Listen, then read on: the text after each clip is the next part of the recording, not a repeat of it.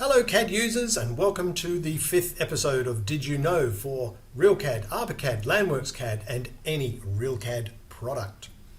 You will see in this episode we're going to talk about the / key on your keyboard and how it can be used, and we will also talk about some of the other methods of data entry within the software. If I was to draw a line, for instance, I can use the X key. As you can see here, we've got X and it's highlighted, and I can type in a value to start the line. Or I can click a position in space.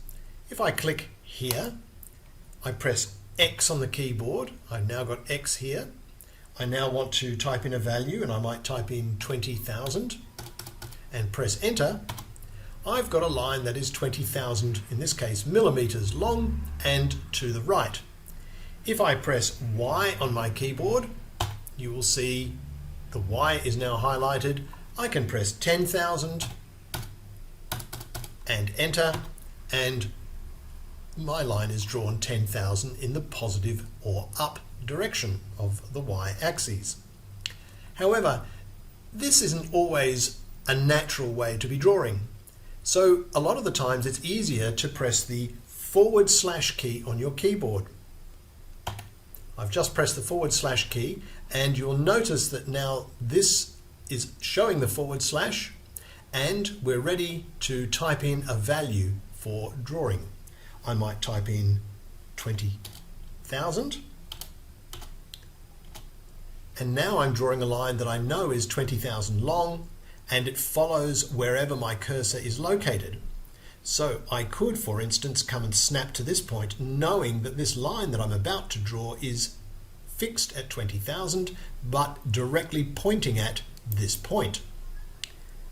The moment I've clicked, it repeats the same scenario, allowing me again to either use the same value or press the / key yet again, type in my new value, and in this case I'll type in 15,000. And you can see the line grows as I type because I'm typing a bigger number. And again, I can hold down the Shift key to lock it into position, either vertical or at, in this case, 45 degrees to the left, horizontal, and so on, locking its position. Or if I let go of the Shift key, then I have freedom of movement. Holding the Shift key down, I can place it upwards in that direction and right click to finish.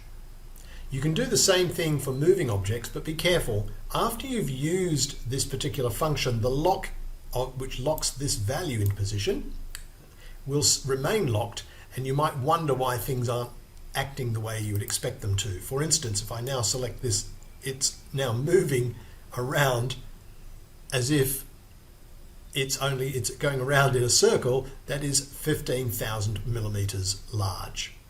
So you can see you could get easily confused about what you're doing if you forget to uncheck this option first. So let's just undo those last two actions, uncheck the padlock, and then we're back to regular movement of these objects.